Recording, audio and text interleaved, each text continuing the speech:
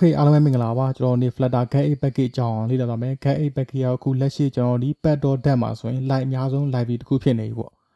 Okay GetX ဆိုတာဘာလဲဆိုတော့ကျွန်တော်ဒီ Flutter project တွေမှာသုံးလို့ရအောင်ရေးထားတဲ့ mini framework တစ်ခုပေါ့ဥပမာကျွန်တော်ဒီ Flutter နဲ့ရေးရတာနည်းနည်းရှုပ်တဲ့ဟာတွေကိုကျွန်တော် GetX သုံးပြီးရေးမယ်ဆိုရင်ကျွန်တော်ရိုးရှင်းရေးလို့ရတယ်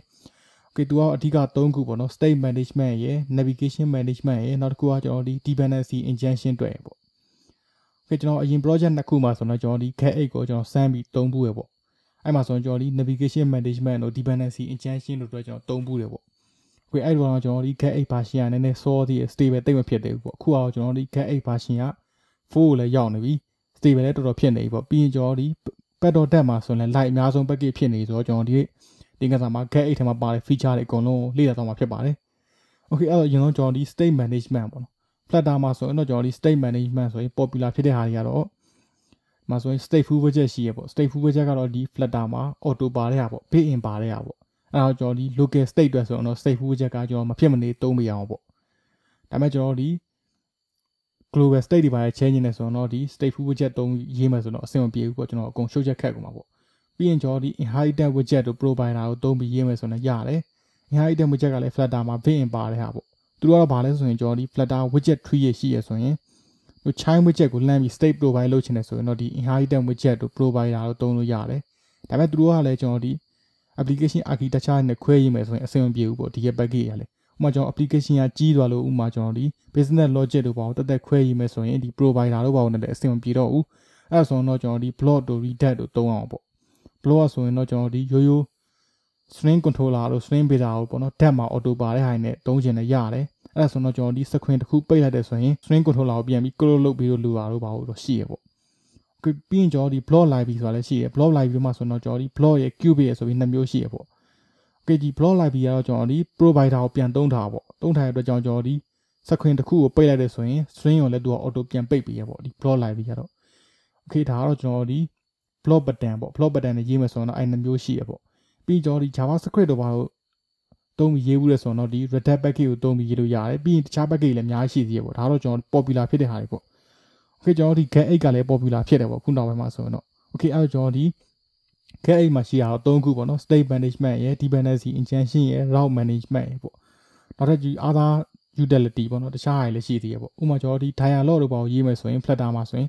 content တွေပါရင်လည်းရှုပ်ချက်ခက်နေအောင်ရေးရတဲ့နေရာမှာဒီ GetX package ကိုသုံးပြီးရေးမယ်ဆိုရင်ရိုးရှင်းရေးလို့ရတယ်ပေါ့ပြီးရင်ကျွန်တော်ဒီခုနောက်ပိုင်း route management ဆိုရင်ကျွန်တော် web တွေလည်း support ပေးရပေါ့ဥပမာကျွန်တော်ဒီ web မှာ URL ဘာမှရလိုက်တယ်ဆိုရင် d-link ပေါ့နော်ကိုကြိုက်တဲ့ page ကိုသွားတော့ပါလို့လဲကျွန်တော်ဒီ GetX package ကိုသုံးပြီးရေးလို့ရတယ်အဲ့ဒါသုံးပြီးမရေးဘူးဆိုရင်တော့ကျွန်တော်ဒီ Flutter မှာခုနောက်မှထပ်တိုးထားတဲ့ Navigator 2.0 သုံးပြီးရေးမယ်ဆိုရင်လည်းရတယ်ပေါ့ Okay ကျွန်တော်ဒီ state management ဆိုတာဘာလဲဆိုတော့ကျွန်တော်ဒီ Flutter က UI တွေက declarative UI ဖြစ်တယ်ပေါ့ declarative UI ဆိုတော့ကျွန်တော်ဒီ UI ကို change နေတယ်ဆိုရင် UI ကိုတစ်ခါပြန်ပြီး render လုပ်ရတာပေါ့ UI ကိုတစ်ခါပြန် bit ပေးရတာပေါ့ Android တို့ iOS တို့မှာရေးခဲ့တဲ့ embedded style နဲ့ရေးမယ်ဆိုရင်တော့ဥပမာထားပါတော့ကျွန်တော်ဒီ text view တစ်ခုကိုချိန်မယ်ဆိုရင် text view ကို global ကြော်ညာလိုက်တယ်ကြော်ညာပြီးကျွန်တော်ကြိုက်တဲ့နေရာနဲ့ text view ကိုချိန်လို့ရတယ်ပေါ့ text view.set ဆိုပြီးဒါပေမဲ့ကျွန်တော်ဒီ Flutter မှာတော့အဲ့လိုချိန်လို့မရဘူး text view တစ်ခုကိုချိန်မယ်ဆိုရင် text view ကိုတစ်ခါပြန်ပြီးတော့ render လုပ်ပေးရပါပေါ့ text view constructor ကိုတစ်ခါပြန်ခေါ်ပေးရပါပေါ့နော်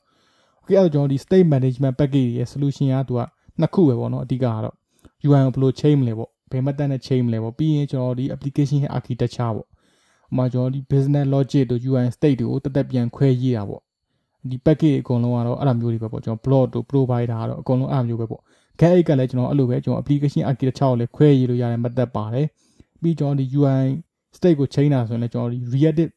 button နဲ့ချိန်လို့ရတာပေါ့ reactive ဆိုတာဘာလဲဆိုတော့ကျွန်တော်ဒီ UI ကသူ့တက်လိုအပ်တဲ့ state ကိုကိုယ်တိုင်လှမ်းမယူဘဲနဲ့ဒီဘက် state ကနေ line push လုပ်ပေးရတာပေါ့ observer design button ပေါ့ဥပမာကျွန်တော်ဒီ state ကတစ်ခုချိန်သွားရဆိုရင် state က UI ဘက်ကို line push လုပ်ပေးလိုက်တယ်အဲ့ဆို UI က auto တိတယ်တိတော့တစ်ခါပြန်ပြီး render လုပ်တယ်ပေါ့ auto ချိန်သွားပေါ့ reactive ဖြစ်အောင်ရေးလို့ရတယ်ပေါ့ကျွန်တော်ဒီ block မှာဆိုတော့ကျွန်တော်ဒီ string ကိုသုံးတာပေါ့ block button ကတော့ဥပမာကျွန်တော်ဒီ provider ဆိုတော့ကျွန်တော်ဒီ Flutter မှာပါတဲ့ chain notifier class ကိုသုံးပြီးလုပ်တာတော့ရှိရပေါ့အဲ့လိုပဲကျွန်တော်ဒီ GetX package မှာဆိုလဲကျွန်တော်ဒီ state management အတွက် reactive ဖြစ်အောင်ရေးလို့ရတဲ့ method တွေသူ့ထဲမှာပါတယ်ပေါ့ Okay ကျွန်တော်ခဏပြောလို့ပဲကျွန်တော်ဒီ block တို့ provider တို့မှာဆိုတော့ block က string ကိုသုံးတယ် provider ကတော့ကျွန်တော်ဒီ Flutter မှာ built in ပါတဲ့ chain notifier တို့ value notifier တို့အဲ့ဒါတွေသုံးပြီးလုပ်တာပေါ့ Okay ကျွန်တော်ဒီ dependency management မှာဆိုရင်လည်းကျွန်တော်ဒီ GetX ကကျွန်တော်ဒီ Flutter UI တွေကိုမမီခိုဘူးပေါ့ဥပမာကျွန်တော်ဒီ provider လို့ပါလို့ဆိုရင် dependency ကို provide လုပ်ချင်သူက widget tree ထဲမှာပဲရတာပေါ့ဘက်ကကျွန်တော်ဒီ controller တို့ data layer တို့မှာလာပြီး dependency management လုပ်လို့မရဘူးဒါပေမဲ့ကျွန်တော်ဒီ GetX package ကတော့ Flutter ကိုမမီခိုဘူးပေါ့အဲ့တော့ကြောင့်ကျွန်တော်ဒီ controller တို့ပါလို့ထဲမှာလည်း inject လုပ်လို့ရတယ် dependency တွေအကုန်လုံး okay နောက်တစ်ခုက navigation management ပေါ့ navigation management တော့ရိုးကျွန်တော်ဒီ navigator.push နဲ့သွားမယ်ဆိုရင် content တွေပါလေလို့တယ်ပေါ့အဲ့လိုရိုးချင်း navigator သွားခြင်းနဲ့ဆိုရင် GetX နဲ့လုပ်မယ်ဆိုရင် content မလို့ဘူးပေါ့နောက်တစ်ခုက dialog တို့ snap bar တို့ဆိုရင်လည်းကျွန်တော်ဒီ content မလို့ပဲလုပ်လို့ရတယ်ပြီးရင်ကျွန်တော်ဒီ Flutter မှာပါလို့ name route တို့ပါကိုသုံးခြင်းနဲ့သုံးလို့ရတယ်ပေါ့ပြီးရင်ကျွန်တော်ဒီ web တွေလည်း support ပေးရပေါ့ web ကကျွန်တော်ဒီဥမာထားပါတော့ကျွန်တော်ဒီ web က URL မှာရလိုက်တယ်ဆိုရင်ကိုကြိုက်တဲ့ page ကို D-link အနေနဲ့တွားတာပေါ့အဲ့ဒါမျိုးတွေလည်းကျွန်တော်ဒီ GetX မှာ GetX ရဲ့ navigation management တုံးပြီးလုပ်လို့ရတယ်ကျွန်တော်အဲ့လိုမလုပ်ချင်ဘူးဆိုတော့ခုနောက်ပိုင်းဆိုရင် Flutter မှာဆိုရင် navigator 2.0 တုံးပြီးလုပ်ချင်လည်းရတယ်ပေါ့ဒါပေမဲ့ကျွန်တော်ဒီ GetX နဲ့လုပ်မယ်ဆိုရင်ပို့ပြီးရိုးရှင်းတယ်ပေါ့နောက်တစ်ခုက other utility ပေါ့တခြားဟာတွေလည်းရှိသေးရပေါ့အဲ့ဒါတွေကဘာလဲဆိုရင်ကျွန်တော်ဒီ localization အတွက်လည်းသုံးလို့ရတယ်ပေါ့ localization ဆိုတာဘာလဲဆိုတော့ကျွန်တော်ဒီ Flutter application တွေမှာ language 2ခု3ခု support ပေးမယ်ဆိုရင်သုံးနေရပေါ့ဥပမာကျွန်တော်မြန်မာတို့ English တို့ Chinese တို့အဲ့လိုမျိုး localization လုပ်မယ်ဆိုရင် GetX package တွေမှာပါတဲ့ feature ကိုသုံးပြီးလုပ်မယ်ဆိုရင်ပို့ပြီးရိုးရှင်းတယ်ပေါ့ Flutter မှာလည်းရှိ Flutter မှာဖိရင်ပါတဲ့ဟာတွေပို့ပြီးရိုးရှင်းတယ်ပေါ့ပြီးရင်ကျွန်တော် theme ပေါ့ theme ကကျွန်တော်ဒီ light theme တို့ dark theme တို့ပေါ့ပြီးရင်တခြားကိုကြိုက်တဲ့ theme တွေလုပ်မယ်ဆိုရင်လည်းဒီ GetX package ကိုသုံးပြီးလုပ်လို့ရတယ်ခုနောက်တစ်ခုကတော့ဒီ get connect ပေါ့ get connect ဆိုတာဘာလဲဆိုတော့ဒီ HTTP client ပေါ့သူကဥပမာကျွန်တော် Flutter မှာဆိုရင် HTTP တို့ DO တို့ရှိရပေါ့ဒါမှမဟုတ်ကျွန်တော်ဒီ framework တွေသုံးနေတယ်ဆိုတော့ chopper တို့ retrofit တို့ပေါ့အဲ့ပုံစံမျိုးလုပ်လို့ရတယ်ဟာတခုကိုလည်းကျွန်တော်ဒီ GetX framework ထဲမှာပါတယ်ပေါ့ get connect ပေါ့ပြီးရင်ကျွန်တော်ခုနောက်ထပ်တိုးထားဆိုရင်ကျွန်တော်ဒီ responsive widget နဲ့ရေးလို့ရတဲ့ဟာတွေလည်းထပ်တိုးထားရှိရပေါ့